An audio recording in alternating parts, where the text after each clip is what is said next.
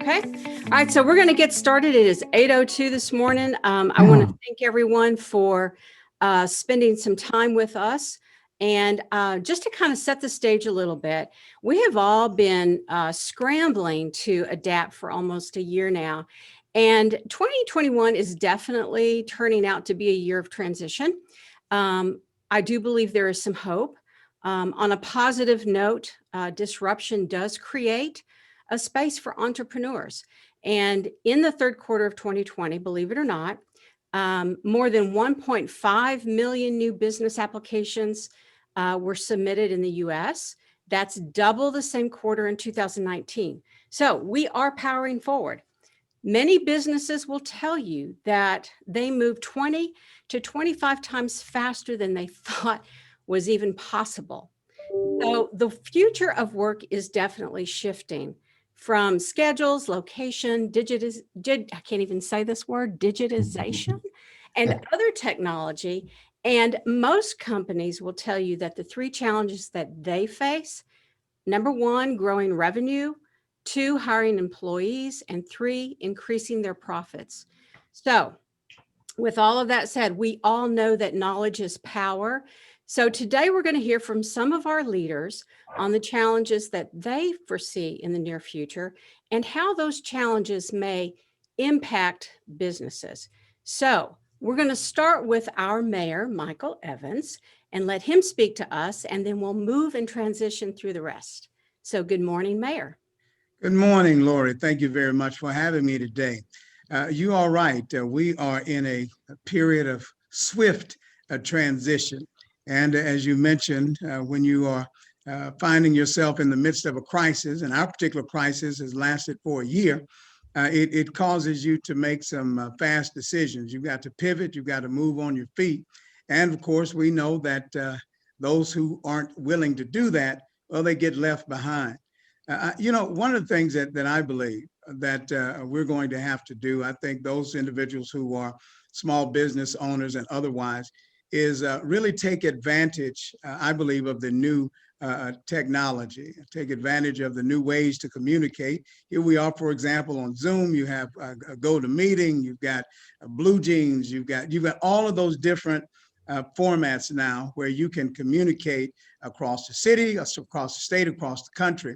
I think we should leverage that new knowledge that we have. And actually, we can expand our business. I mean, it can become more global, if you would. We've had to do that from the church side of the house. And also, when I put on my entrepreneur's hat, even Pioneer Place, where we have over 135 plus residents in that senior living facility. It's independent living.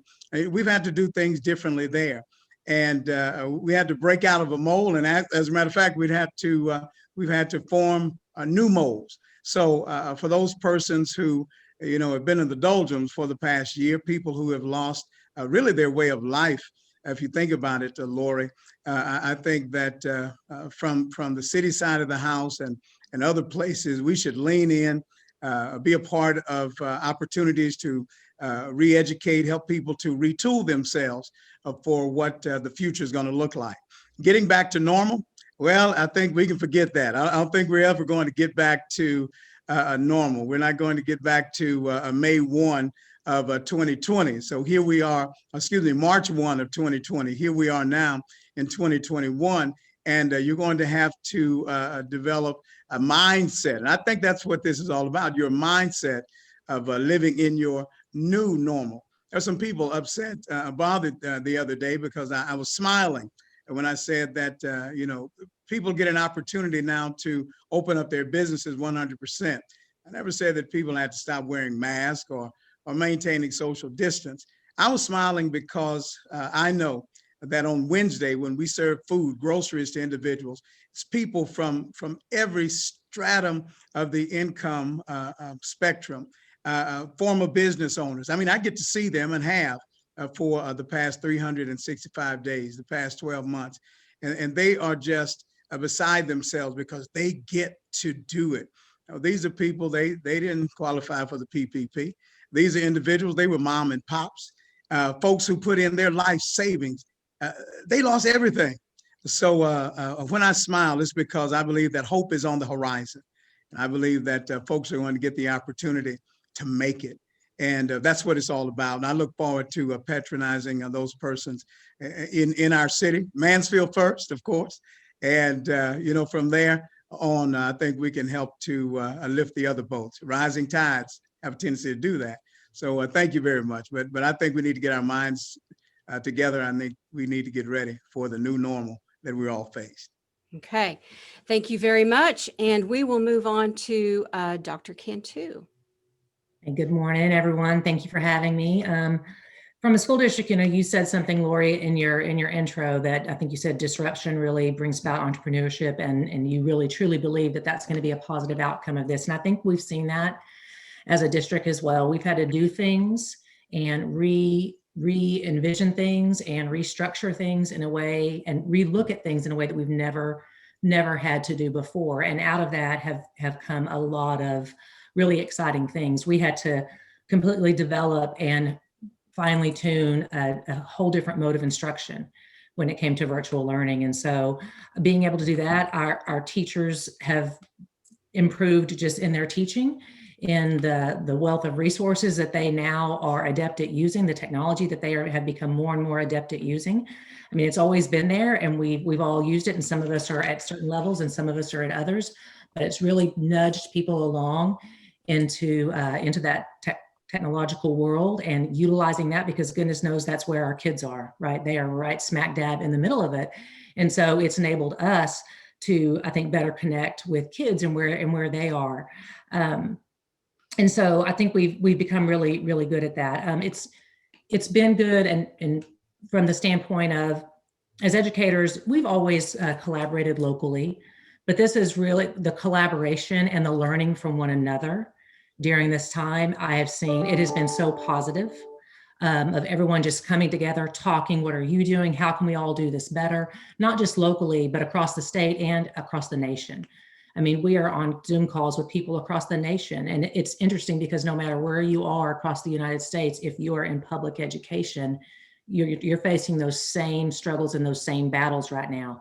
And although your local community might be a little different, or the structure of your school might be a little different, the concerns and the issues are still the same. And we all have different innovative ways that we are approaching them that we can share with one another. So that's been a real, I think, positive outcome of what we've all been through for the last year. And so I'm excited about the opportunity that we've had to sit back and explore every facet of our organization during this time, to make needed improvements where they were, and to get better at the things that we were already really good at. When we think about where we're going for the future, one of the things obviously we're focused on as a school district is funding. Mm-hmm. That's been a huge impact on school districts. And one of the things that we're really hopeful for is that that the legislature will revisit and really think about the way that we're funded, as far as we're funded through ADA, average daily attendance, as opposed to being funded by enrollment, because we're really one of the few states that remain in the US that still are funded by ADA. I think it's us. I think we're one of 7. And so other people, a lot of other states are funding, based on enrollment. And, for us in Mansfield, our attendance rate average is about 97, but it sure would be helpful, because the loss of revenue by funding by ADA is significant, and it's really been significant now with all the things and the pressures that have been placed upon school districts, things that we've had to fund that we've never had to fund before, just to get us going in this last year. And so really visiting that, I think, would be helpful for districts all across the state. The state of Texas, we also are, I think, number 40 out of all the states in our funding per pupil. So we fund because we choose to fund by ADA, we're spending less per pupil, and that impacts what we're able to do for kids. So we're really focused on that and watching that as it begins to roll out. Okay. Yeah, I can imagine. Yeah. All right. So, Mr. Coppola, Hello, I'm Bill Coppola. For those of you who might not know me in the audience, I'm the president of the Southeast Campus at Tarrant County College. And really want to thank you for inviting me to this panel, not only with my colleagues, but everybody here. We're all close friends. And I think what's real important about the community that we all live in and that we all work in is we work with each other. Dr. Cantu talked about that, how there's no unique problem. And we know that someone else has experienced what we have done, and just sharing the best ideas is really important. I want to touch on just a couple of things that as the community college, there are 50 community colleges in the state of Texas, and we work as one unit when we go to the legislature and look at how we can improve not only our local communities, but also the state of Texas. We know that the area that you touched on in the beginning, Lori, was in workforce and economic recovery. We will be looking to the legislature to hopefully support what we're calling TRUE, Texas Reskilling and Upskilling Through Education. We know that 65% of all jobs are going to need some type of post-secondary certification or degree, not necessarily a baccalaureate degree. So what we want to do is work closer with our ISDs. Mansfield is a wonderful partner with us to build that talent pipeline. So students have a pipeline starting as early, sometimes at 7th grade, through endorsements up through some type of certification to get a position that they can help sustain themselves once they are by themselves. We also want to work closer with what we're calling micro-credentials and short-term certificates. We're going to have to put a lot of people back to work when we go back. The jobs coming up after that have been lost because of COVID are not going to be the same jobs that are going to be coming back. And we know that the training level is going to have to be higher. So we're really working hard. We have a new corporate solutions office at Tarrant County College to look at certificates and short-term training that's less than 6 months to get individuals back into the workforce as fast as possible. And then, of course, the one thing we really want to get on the forefront here in Texas, but also in this area, that's one of the fastest growing areas of Texas, is to identify high demand, short-term credentials that are really going to be recognized as what that really affects our funding, which is the 60 by 30 Texas plan of higher education. That 60% of individuals by 2030 will have some type of post-secondary certificate or degree. And let me just, in the short time I have left, shift over to really what's important locally, which is our dual credit, early college, high school, and our PTEX, which is Pathways to Technology. Mansfield ISD, and you need to know, has the largest number of dual credit students in all of Tarrant County. Which is phenomenal. And it's a great relationship that we have. It's been one of the first dual credit programs, partnerships we've had actually in Tarrant County.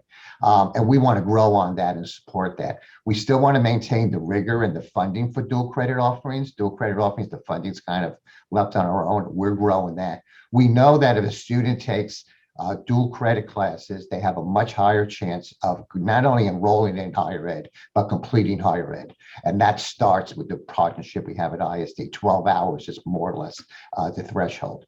We also want to support increase in partnership with ISD partners, but also when we talk about working with ISDs, is being more of a partner with different ISDs. And Mansfield, we're already there, but we want to take it to a level that we can work side by side in helping the students move on to college.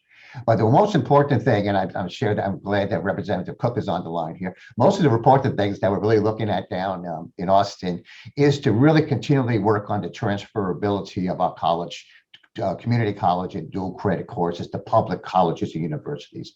Right now in the state, and this comes through every legislative session, the credits are accepted, but they're not always applicable to a degree plan, and students have to continue to take it. This really goes down to funding for the student and to try to reduce the number of debt for students.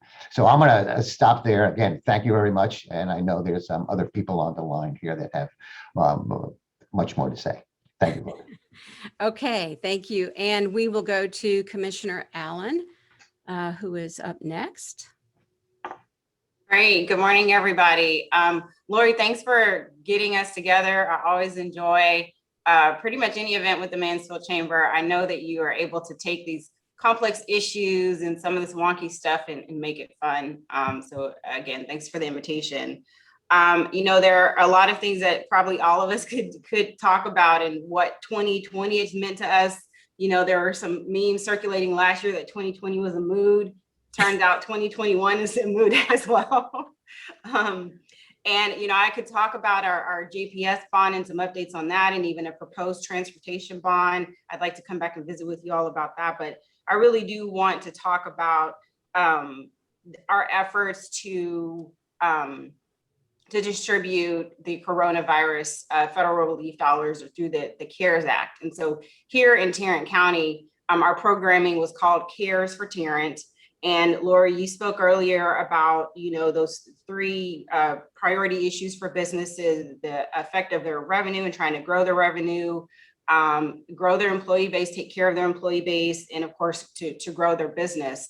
And I believe that the work that we did through our CARES for Tarrant efforts really did seek to serve those priorities for businesses and also for individuals and families. What we've learned through COVID is really just how connected as a community that we are, and how reliant we are on each other. And I may be having a good day and I have extra to give and I give it. The very next day, I may be the person that's in need, right? And so all of us probably can identify with that.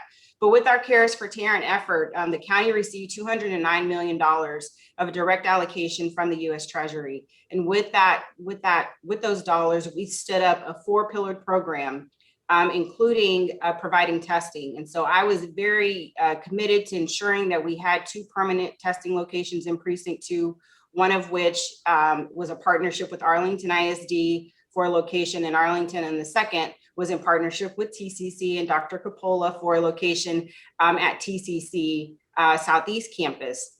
And so we've provided thousands of testing in Precinct 2 and specifically in Mansfield. And that's important to know that, even now, if you even have an inkling that maybe you could have COVID or that you were exposed, please do go ahead and visit those test sites or any others throughout the county. And so that you can know your status and then be able to make decisions based off of that information. Our second pillar was our economic stimulus pillar. And we had 2 rounds of a small business assistance grant funding. And of course, the Mansfield Chamber was extremely helpful in helping us to get the word out about that and reaching Mansfield businesses. So in total, we awarded $23.3 million of funds through those grant programs. And specifically in Mansfield, 150 small businesses received support, totaling $1,150,000. That's so helpful. And of course, we know that even through our grant program, there was a maximum grant award of $10,000. We know that for some businesses, that was a huge help. For other businesses, maybe it was just a drop in the bucket, but all in all, it still did help to keep businesses afloat and hopefully beyond that in progressing. We know that businesses historically, corporations have had the ability to be very nimble. Obviously, we're all having to practice this nimbleness, including government, which government isn't historically known for being nimble. It's one of the things that drives me crazy, right? But that we're all working to improve upon.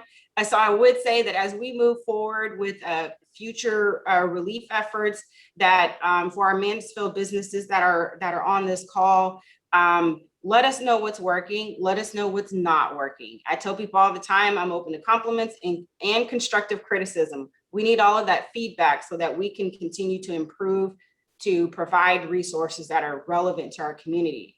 So our third pillar in our CARES Act programming was for social services. So in total, we awarded $13.8 million to nonprofit organizations in our community who were providing direct relief to those affected by COVID. And so through that, particularly in Mansfield, there actually in our social services, it was nonprofit support and also rental assistance. So in total, $4.2 million went to providing rental assistance, and particularly households in Precinct 2 received $2.7 million in rental assistance. If we drill that down in Mansfield, the average recipient in Mansfield received $1,410 in assistance. And that totaled just over $200,000. So we all know that if you don't have a home, If you don't have somewhere that you feel safe and comfortable laying your head every day, it's really hard to make other critical decisions to care for yourself, let alone your family. It affects schools, everything. And so then one of our final pillars, there are two more, but one that I want to be sure to focus on in the time that I have remaining is our support for our local partners, including our chambers. And so our cities were awarded $55 per capita for their, based off of their city's population. Mansfield received $3.5 million, the city of Mansfield did. And then our chambers also, because you all just did such tremendous work in helping us to reach the community, we wanted to make sure that we helped to offset the work that you are doing, as well as the challenges that you all were facing as an organization supporting business.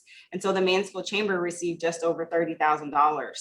I think as we move forward, again, I want to make sure that this is a feedback loop and an open conversation so that we are standing at programs that are really supporting our community and that we're not leaving any dollars on the table.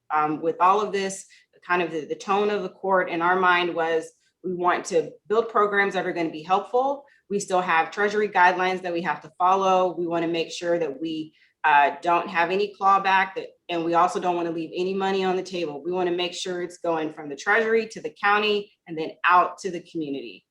So of course, I will remain on the call for any questions that you all may have about this or anything else in terms of how your county government is serving you. Thank you. Great, thank you. Okay, so we have Representative David Cook is our next speaker right before Senator Cruz comes on. So I know that they are in the wings. So David, I'm going to turn it over to you. You have to unmute yourself. Yeah, feel free to hit the delete button when the senator is ready. So certainly understand. I'll just holler at you. Yes, ma'am. So first of all, just real quick, I would like to commend Commissioner Allen and the Tarrant County Commissioners Court, because they did exactly what she just talked about. The governor left it to the local elected officials, specifically to the counties, to distribute those funds. And I think our county, did an excellent job, followed some of the recommendations by the governor, but just did a really good job of getting the money out quickly, which is exactly what she said. So I just want to say thank you on behalf of the city of Mansfield and other cities in House District 96. So I would say, as far as priorities for this session, obviously the first one that comes to mind is budget. There's probably only two, at least a month ago, everybody was saying there was only two guarantees for this session, and that was the budget and redistricting. But now redistricting has been pushed back with the census numbers being delayed until September, and so it'll be later in the year before that issue is taken up. But certainly a big issue for 2021 for sure. But with regard to funding, obviously school funding is a huge part of that, and a goal that has been made very clear to me from Dr. Cantu and many others in the education field within House District 96, and for that matter, all around the state. People that come out of the office, which is now really just kind of started happening this week with COVID. But it's been made crystal clear that the main deal for public school funding is to make sure that the intentions that were set forth in HB 3 from 2019 is carried out. And so it was a major, in my opinion, major legislation that was very necessary and very needed, and way overdue for school funding. And with the pandemic hitting in 2020, obviously I think the fear for school districts is that new plan that was put in place would suffer or backslide. And I see a very strong commitment down here in Austin from the delegation to maintain the funding as set forth in HB 3. And so I want to make sure that I'm very supportive in that regard. And I think another issue for this session that really affects a lot of us and is emergency powers. First, I know this is a Chamber of Commerce group, but when you think about it, we've learned more about emergency powers and the necessity of them over the past year than any other. Another thing I would, if we were in person, hopefully we'll be doing that soon, a lot more than we are now. But if we were all together, I'd be asking you to raise your hand. If a year ago, if you'd ever heard of COVID or ERCOT, COVID or ERCOT, I'm sure none of us would.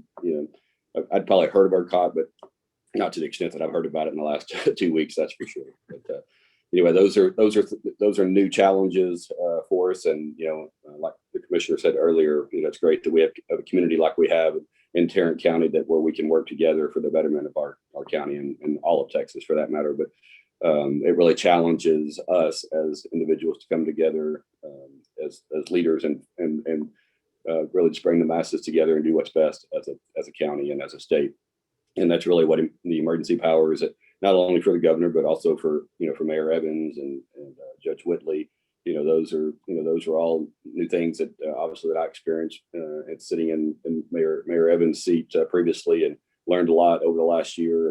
And so I really think that right now that during this 87th legislature, that you'll really see a big effort to make sure that that emergency powers are looked at. And so obviously you got extremes on one side. People are saying the governor has way too much power, and on the other side, people want to make sure that he has the necessary powers. And so there's a good balance in there somewhere. And Representative, let's see, I believe it's Darby has filed that bill. But anyway, it'll be the legislation that we look at for emergency powers and to make sure that there's a good balance there. I mean, obviously the one that comes to mind for most are the mask mandates, and that all if you follow it back, it all goes back to emergency powers of the governor. As far as ERCOT, I mean, that's probably one of the most immediate challenges that we're all working on. There's a joint House committee that took this issue up this last week. Unfortunately, I was not on either of those committees, the Energy Committee or State Affairs, but my colleague spent 25 hours in hearings last week over a 2-day period. And, just to get, to try to get answers. And obviously it's not going to be the big picture is not going to be an immediate solution. They're, working through those issues. And as a collective body, we'll get to the bottom of it and make sure that we make sure that Texas is never put in that position again. That's, that's definitely the battle cry down here, is make sure that this never happens again. And so that's my pledge to you, is make sure that I work with, all of my colleagues on both sides of the aisle to make sure that this type of situation never happens again in the great state of Texas. And so I would say those are probably the main issues that we'd be looking at this session, and those are the ones that would affect you the most. And the only one I would add to it is expanding broadband internet access. And this is over the last several months I've tried to ask people what are some of the positives that have come out of the pandemic, and I think this legislation will certainly be a positive. This is it's something that we have it on a daily basis. It's kind of like a cell phone. Years ago, only certain people had cell phones, and now most people have cell phones. And now, internet access is certainly, whether we're talking about Dr. Cantu's, students, or, we're talking about the employers that are represented on this call. We all need access to it, not only as an employer, but also for our employees, and just as important for our customers. That's what kind of makes the world go around, is to have that access. And so I want to make sure that we get that legislation passed. It's Representative Ashby has filed that legislation. If you want to follow it, it's HB 5, and I think that's one that you'll see bipartisan support for, and certainly expect it to get done. And that's something, one of those positives that we can point out from this COVID disaster that we've all lived through over the past year. But certainly look forward to seeing the benefit of having HB 5 implemented.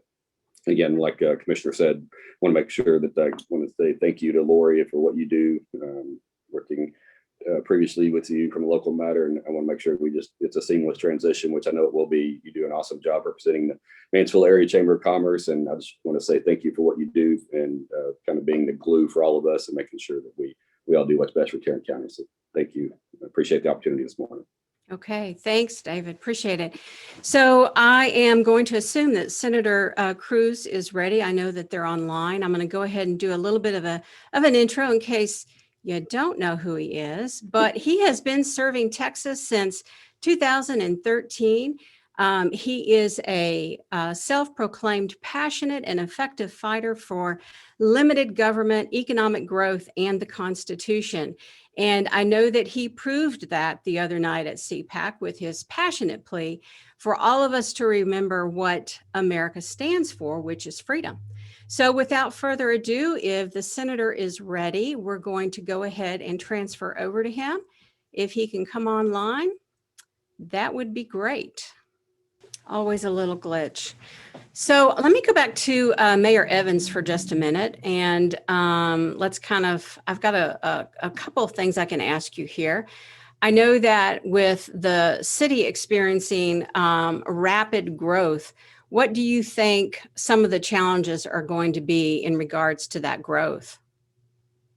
Well, I think that it's how you grow and where you grow in regard to the city. As the city continues to stretch out, we're going to have to expand our major pockets for commerce, our major pockets for entertainment, and even also those major spots for office. I want to say office buildings. I mean, I do foresee that coming online for us. And of course, my predecessor, they did a good job, if you would, in laying a lot of that out. So our biggest challenge, I believe, is going to be that. It's always the issue of traffic and the flow of traffic and how we manage, if you would, and maintain our infrastructure. That's going to be important. And then defining who we are as a community.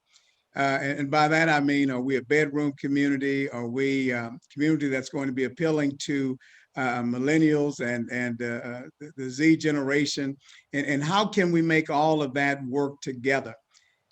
We are learning that we're going to have to continue to listen to all facets of the community in that regard, and to carve out those spaces where life can take place. I think our challenge is always downtown, and again, Representative Cook can amen that. I'm concerned that, of course, when COVID hit us, that we had to close down literally an entire section in regard to restaurants and things of that nature. Well, that was a major hit.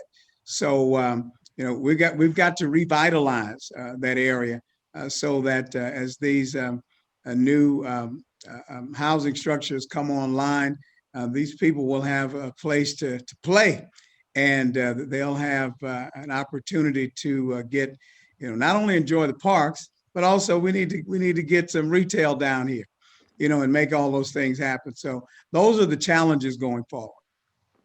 All right, I see Senator Cruz has joined us. Yes. Good morning. Good morning. It is good to be with everyone. Yes. So tell me, how is everyone doing? I think we're doing pretty good. We've just gone through our panelists and discussing the challenges that they foresee for not only their sector, but how it relates to small business. And we're looking forward to hearing from you, sir. Well, I'm glad to be with you. Thank you. Thank you for asking me. It is good to be with everyone, albeit virtually. I will be very glad when we return to a world where more of these meetings are in person, sitting around a table or sitting in a room and interacting with human beings directly. But all of us have gotten to know our laptops and our Zooms better in the past year. And that does give some flexibility to be a whole lot of places all at once. And so that has some real upside. This last year has obviously been an extraordinary year for the state of Texas, and a difficult year for the state of Texas and for the country.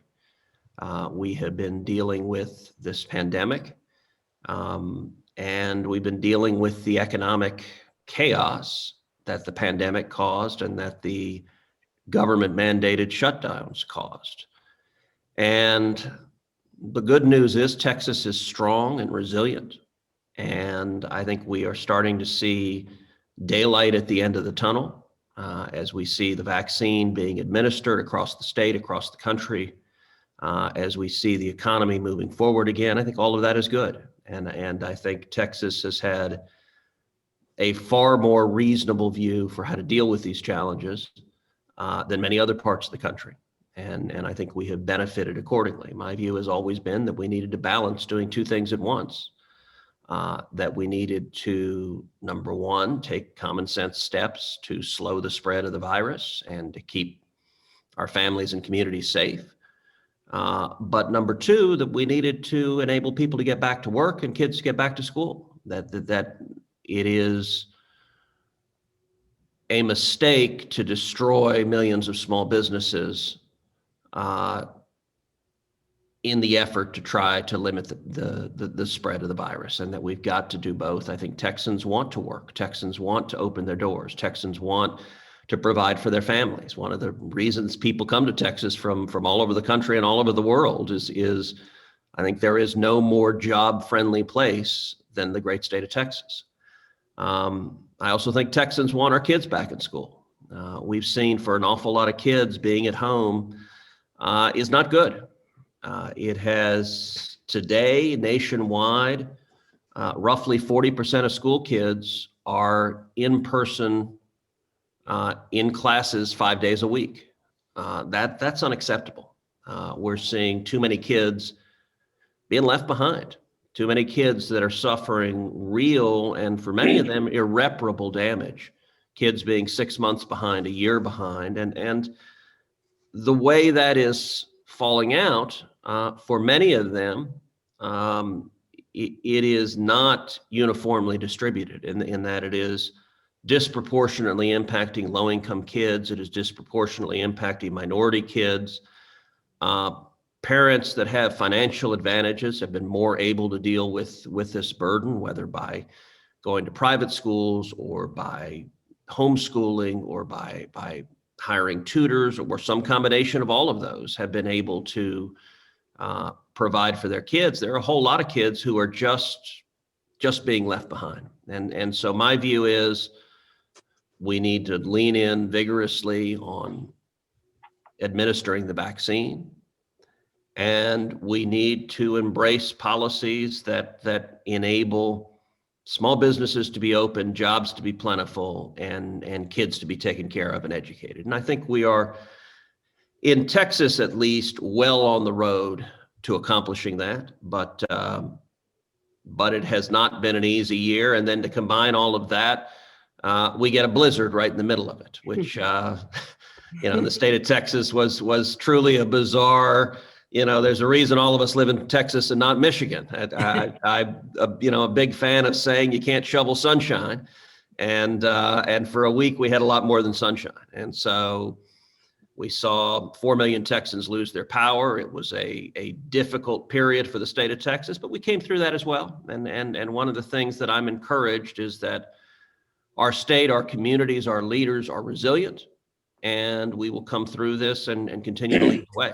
And with that, I want to hear what y'all have in terms of your priority items, and then I'm happy to really just open it up to questions, have a conversation. That's really what's valuable about this.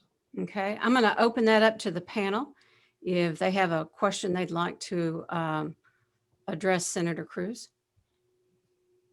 Good morning, Senator. This is Michael Evans, a mayor here in the city of Mansfield, Texas.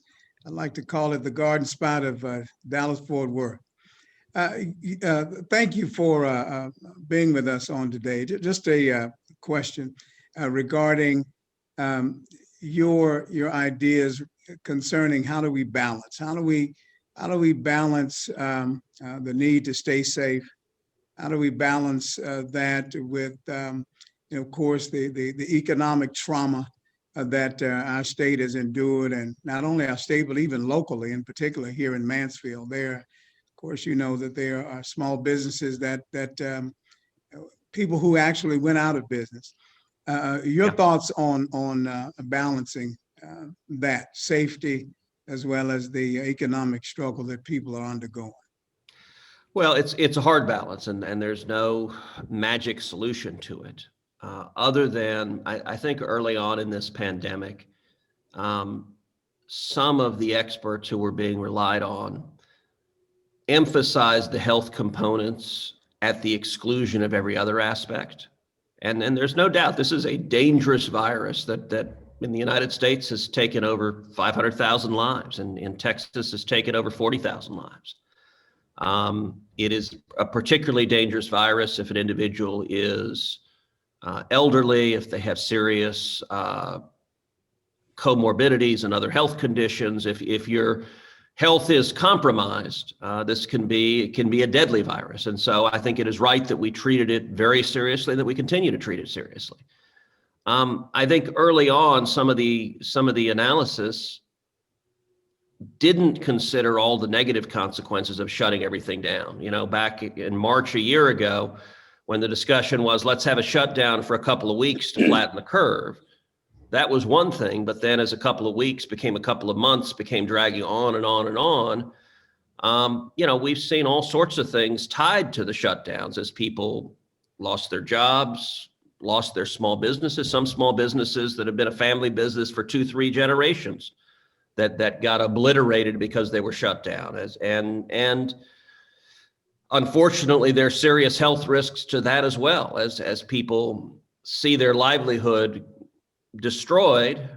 We see increased mental illness. We see increased rates of suicide. We see increased alcohol abuse and substance abuse.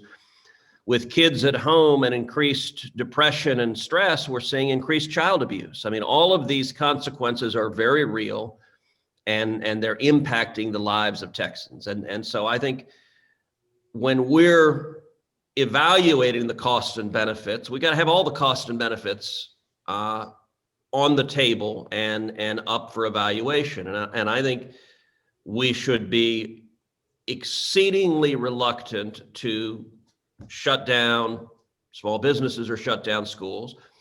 I think there's reasonable mitigation that we can put in place, things like social distancing. So, you know, Texas was among the first states in the country to allow restaurants to open. I think that's a good thing. You know, Heidi and I go out to eat. We do that, A, because we're lousy cooks, but B, because we want to support the local small restaurants, and particularly the restaurants that are really struggling, go there. And, you know, I think we've seen restaurants spread the tables out a little bit. I think that makes some sense. You know, you look at things like sporting events. I got to say, when sports started, it was a little strange seeing a 20,000 person stadium or a 50,000 person stadium or an 80,000 person stadium empty. Like, I'm all for reasonable social distancing, but the last I checked, if 80,000 people fit there, you don't have to have zero. Texas, I think, has moved reasonably in that direction to say, okay, we're going to open up, but while this is still a dangerous, seriously contagious disease, we'll spread out a little bit. That to me makes sense. I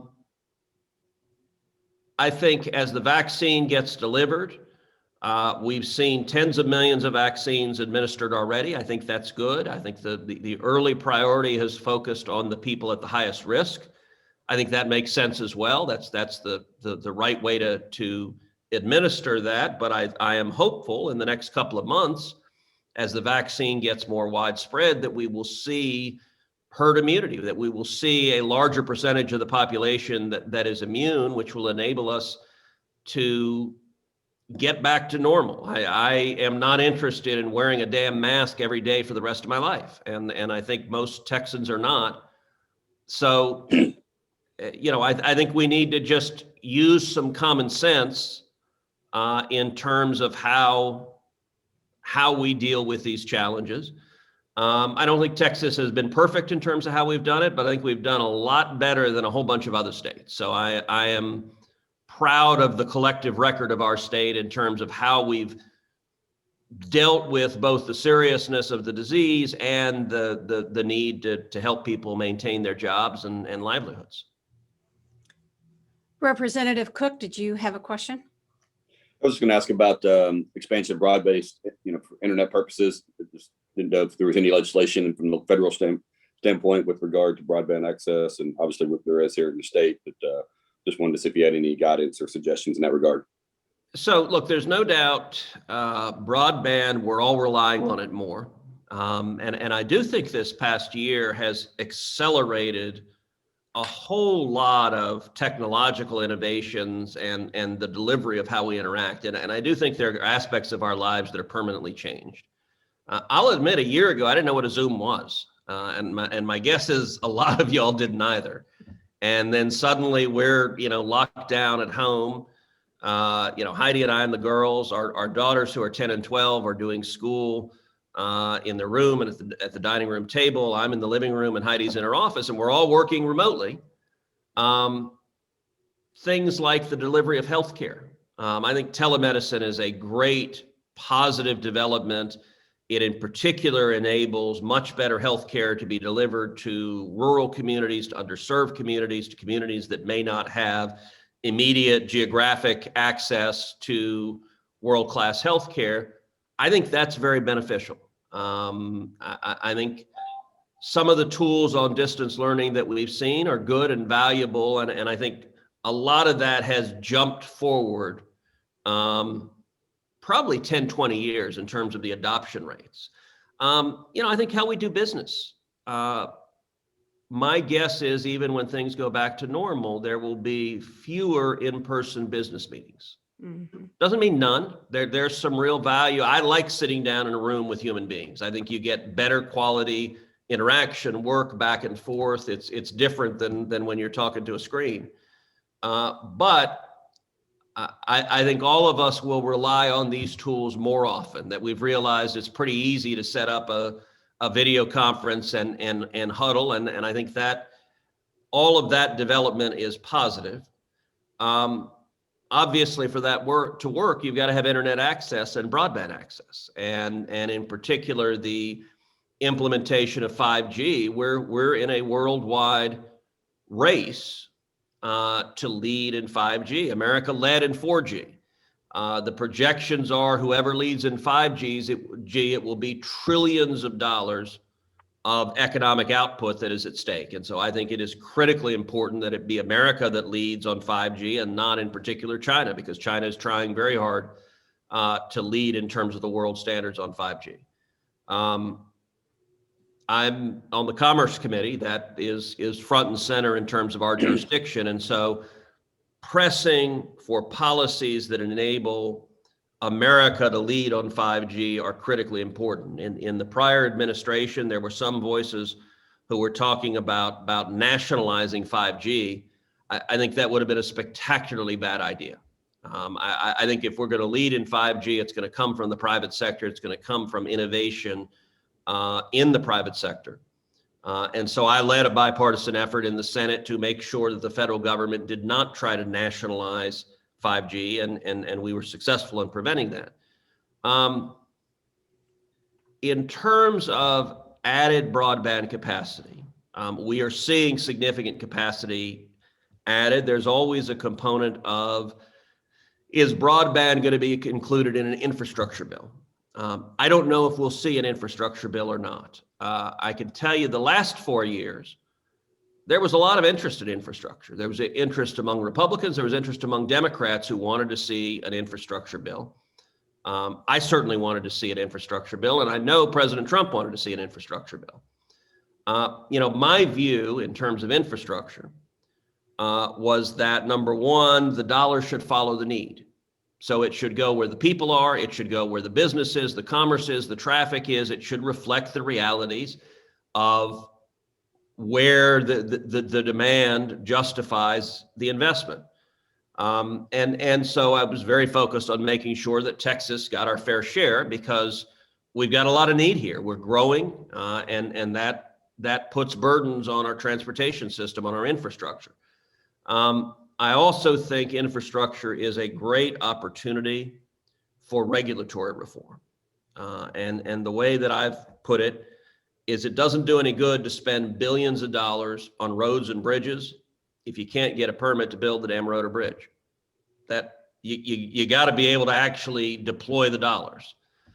That being said, there's a reason that we didn't pass an infrastructure bill in the last 4 years, which is that Nancy Pelosi and the House Democrats were not interested in bipartisan compromise. For infrastructure to move, the two parties have to actually work together. We know how to do that. We did it 5 times last year on COVID relief bills, coming together, passing overwhelmingly bipartisan major COVID relief bills.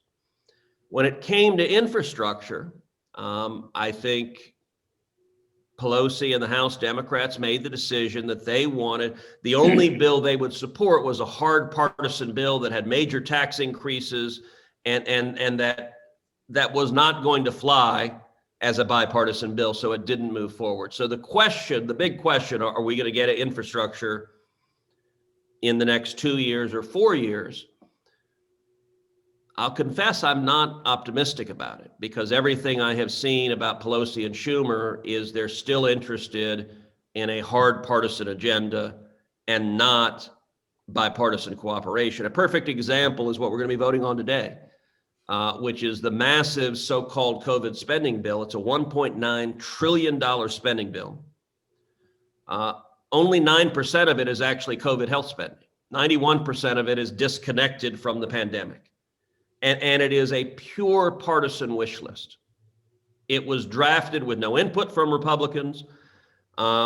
Assuming they hold their conference, it is likely to pass on a straight party line vote, with all 50 Democrats voting for it, all 50 Republicans voting against it, and the vice president breaking the tie. That's the path we're on. An awful lot of Republicans are sitting here saying, look, we've demonstrated, we spent last year repeatedly working on bipartisan COVID legislation. There are plenty of Republicans willing to roll up our sleeves and go to work on doing that.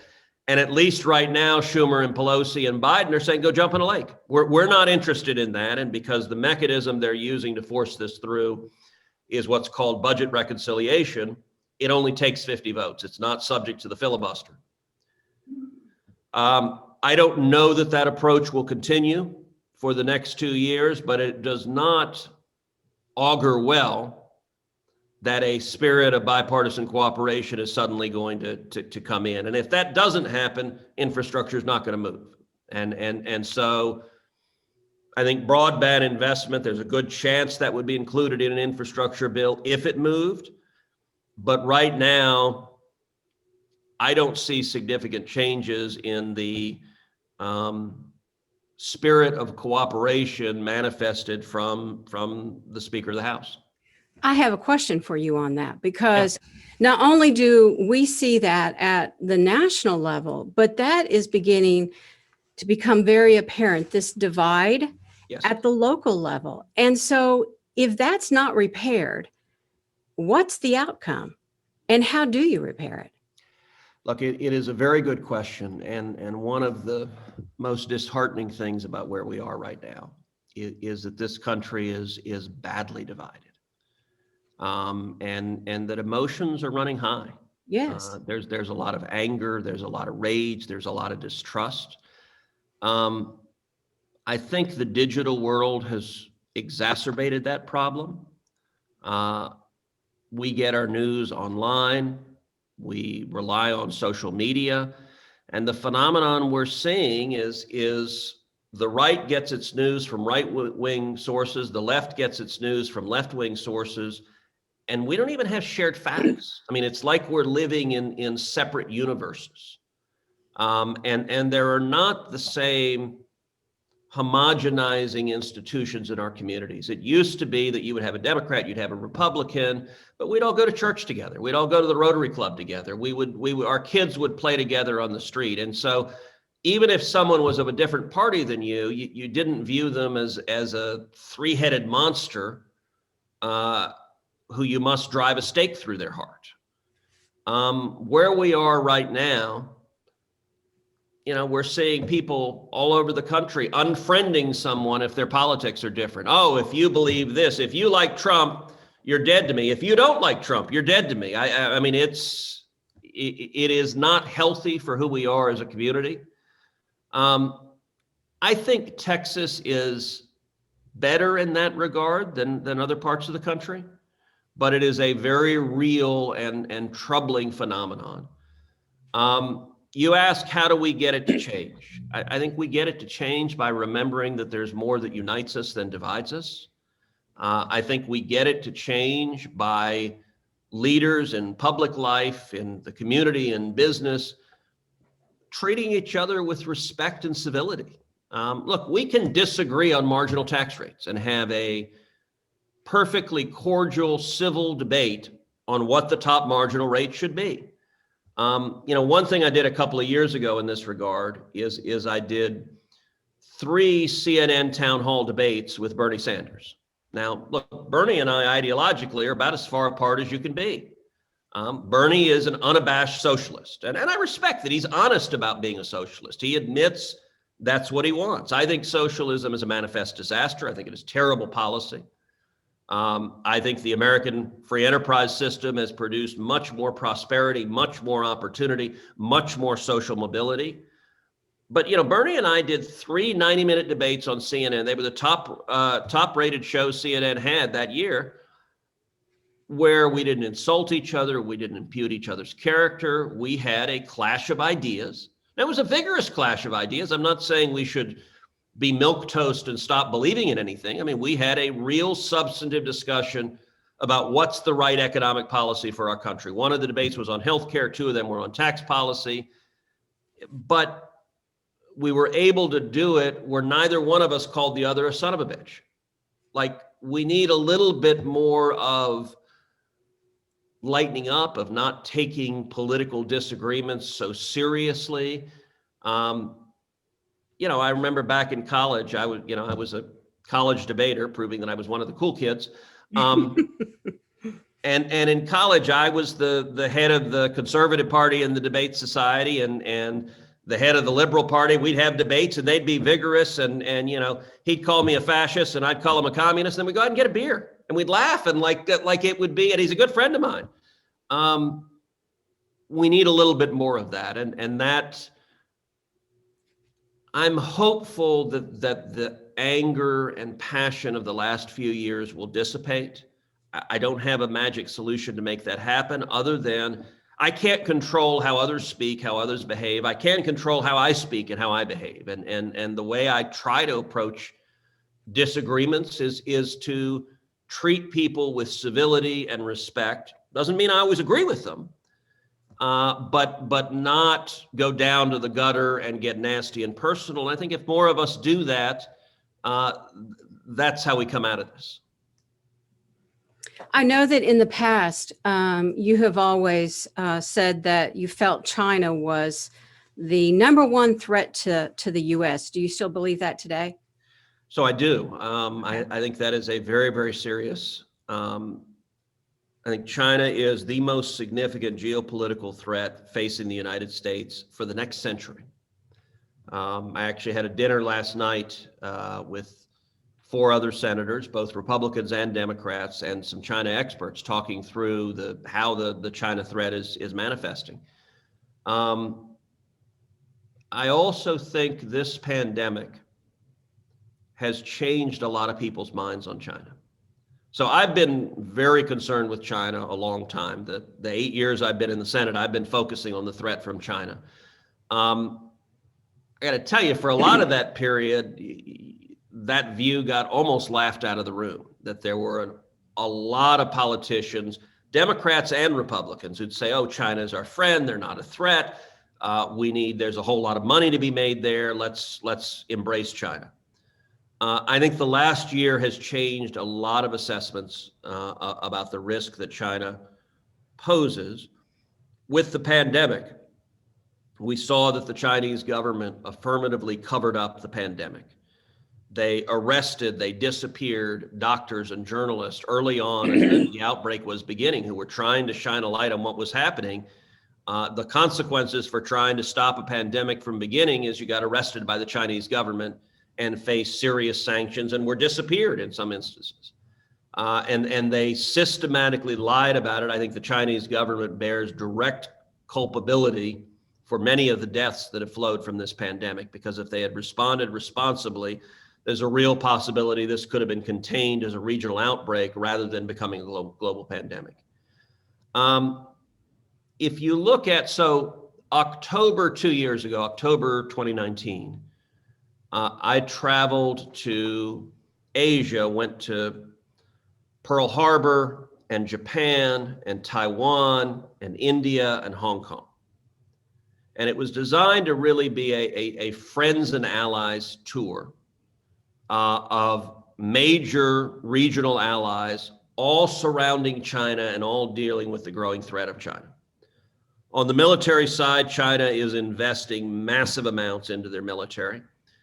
When I met with the leadership of the Pacific Command at Pearl Harbor, one of the things they focused on as much of their military investment is using intellectual property that they've stolen from us.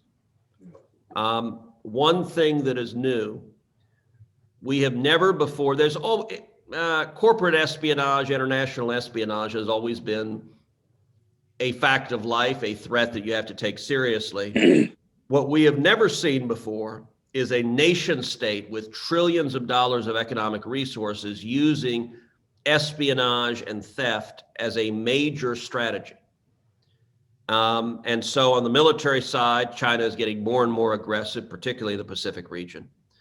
On the economic side, China has systematically targeted critical infrastructure and critical needs in our economy and focused on destroying it. So for example, with pharmaceuticals and a lot of medical devices, more and more of them are produced in China. And China, this was not accidental. They formed cartels to target what are vital pharmaceuticals that are needed.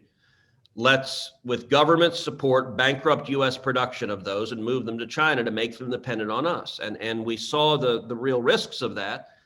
At the height of the pandemic, one major state-controlled newspaper was advocating China should cut off all pharmaceuticals to the United States and deny us life-saving medicines as a tool of economic warfare. If they were to do so, that would not be merely economic warfare, that would be real warfare. That is literally threatening the lives and health and safety of millions of Americans. I think a lot of people's eyes have been opened to, we can't have our economy and critical infrastructure dependent on China.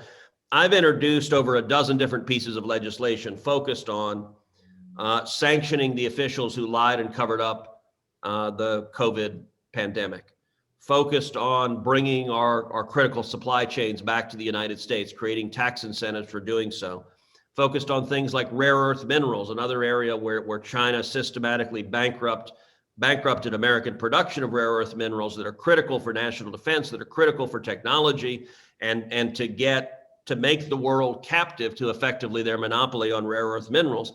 That's completely unacceptable. I've got legislation targeting that. Dealing with espionage and propaganda, for example, Confucius Institutes, we see at universities throughout the country. These are ostensibly Chinese language teaching institutions. They are owned, controlled, and paid for by the Chinese Communist government. And they serve as bases of propaganda and bases of espionage in US universities. I introduced bipartisan legislation on the Senate Armed Services Committee to restrict defense funds from going to universities that have Confucius Institutes. That passed with large bipartisan support. And the result has been dozens of Confucius Institutes have shut down as a result of that legislation. And so dealing with the censorship, dealing with the theft, dealing with the lies, dealing with the overt effort to make the American economy dependent on China, I think we need to be smart. We need to be strategic. Look, nobody wants a shooting war with China. That would be a terrible outcome for everybody. But we need to be clear-eyed that they are not our friends. They are also, among other things, murderers and torturers. They have concentration camps with over 1 million Uyghurs detained in concentration camps. And so we need to be clear-eyed about the magnitude of the threat, and we need to be serious about implementing policies to prevail. And I think we are in many ways in the equivalent of another Cold War, and that we need the same seriousness dealing with China that we had to dealing with the Soviet Union. I think Ronald Reagan's leadership was critical to winning the Cold War, and I think we need similar comprehensive strategic leadership when it comes to dealing with China. Okay. Before we let you go and conclude, any future plans that you have? Well, my future plans are to keep doing exactly what I'm doing, which is fighting for and representing the great state of Texas. 29 million people. There's not a better job on the planet than having the chance to stand up and fight for you. And it's a responsibility I take very seriously. I think Texas has a frontier spirit, an entrepreneurial spirit, a rugged independence, a community strength that is extraordinary. And it is a blessing and an honor to serve. And look, there are times when it's ugly. There are times when People say nasty things about you, about your family. I mean, there's all sorts of garbage that goes with public life, which frankly I could do without. But there's not a day that goes by that I'm not grateful to be in the arena. Like to have the chance to get up and fight for our country, to get up and fight. My priorities are number one, jobs. The top priority for Texans is jobs, and my number one priority every single day is jobs, jobs, jobs. And then freedom. Texans want our constitutional rights. We want free speech and religious liberty. We want the right to keep and bear arms and protect our families. And so fighting to defend the Constitution and Bill of Rights is something I've been blessed to have the opportunity to do much of my adult life. And I'm grateful for the opportunity to do it today. And I'm really proud to stand with each of you. And I'm grateful for your leadership. Thank you for having me with you this morning. And thank you for everything you're doing in your community to help us move through this incredibly challenging year and get back to the economy roaring the way it was before the pandemic hit. Before the pandemic hit, we were seeing extraordinary economic times. We can get back there. And I think Texas will lead the way to doing that. All right. Thank you so much. Thank you, panelists. Appreciate it. Everybody make it a great day. Until next time. Thank you.